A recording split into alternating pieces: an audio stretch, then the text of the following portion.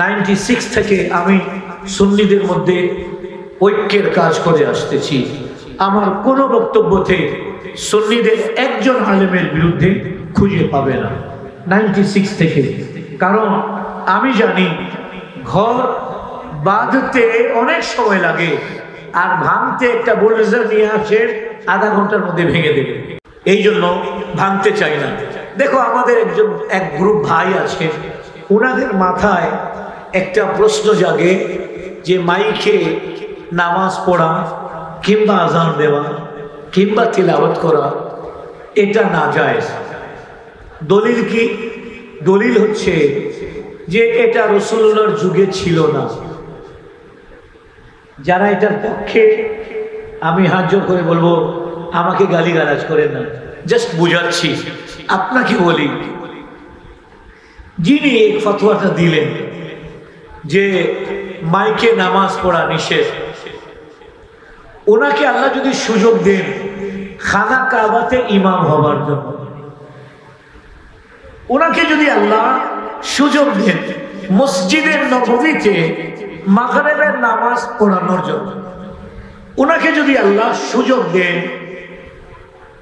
মসজিদে নামেরাতে আরাফাতের ময়দানে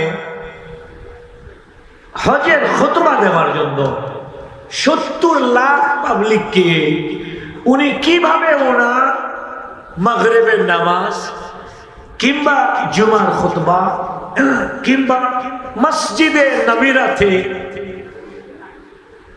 হজের খুতবা শোনাবে, এরকম যদি আপনার কাছে কোনো প্ল্যানিং থাকে যে হ্যাঁ শুরু থেকে শেষ পর্যন্ত গাউসে পাকের কেরামত আমার কাছে আছে, 10 লক্ষ পাবলিক সামনেটা যত শুনছে পিছনেটা তত শুনবে, যদি এরকম থাকে আমিও মাইক বন্ধ করে দেবার পক্ষে চলে যাব। বিরোধিতা করছি না, আপনি আমার ভাই, আপনার জুতো আমার মাথার ওপর, আপনিও আমার ভাই, আপনি আমাকে এতটুকু বলেন 10 লক্ষ মসজিদে নবীতে জুমার নামাজ পড়ে, আপনাকে বললাম যে ঠিক আছে আপনি আজকে জুমার নামাজটা পড়া, বলে পিছনে 3টা লাইন সেও তো আপনার আওয়াজ শুনতে পারবে না, কেউ সেজদাতে, কেউ রুকুতে, কেউ কিয়ামে, ঠিক কিনা? একটু উত্তর দেন, ঠিক কিনা? আমি আপনার বিরোধিতা করছি না। যদি প্রপোজাল থাকে, যদি প্ল্যানিং থাকে, হ্যাঁ আমার কাছে একটা সিস্টেম আছে, গাউসে পাকের মতো আমিও কেরামত জানি, উনি 10 লাখকে এক সুরে শুনেছে, আমি 70 লাখকে শোনাতে পারবো, আমিও বলবো মাইকটা সরাই দাও। কথা বুঝে আসি? এটা নিয়ে মারামারি, এটা নিয়ে খোঁচাখোঁচি করার দরকার নাই। হ্যাঁ, এই যে আমার বক্তব্য রেকর্ড করা হচ্ছে বা লাইভ দেওয়া হচ্ছে, এখানে কতজন হবে? ধরেন 2000 হবে না, তো তাও বললাম, কিন্তু ইন্টারনেটের মাধ্যমে 2 লাখ শুনবে। ইসলামের ফায়দা হবে না ক্ষতি হবে? জোরে, আরো জোরে ফায়দা হবে। তো 2 লাখকে শোনানোর জন্য লাইভ প্রোগ্রাম হচ্ছে, এটাকে 10,000 মানুষকে শোনানোর জন্য মাইকটা ব্যবহার করা হচ্ছে। আরেকটা কথা মনে রাখবে, ওনারা বলে ইমামের ইক্তিদা হলো না, মাইকের ইক্তিদা হলো। কথা বুঝে আসছো? ইক্তাদাইতু বিহাদাল ইমাম, এটা হলো না, ইক্তাদাইতু বিহাদা মাইক। কারণ আওয়াজটা কোথা থেকে বের হচ্ছে? কোথা থেকে? মাইক থেকে। আমি ওনার কথা শুনলাম, আমি ওনাকে জবাব দেব এভাবে, ভাই মাইককে বলুন তো আপনার কথা ছাড়া কোনো শব্দ একটু বের করে দেখাক।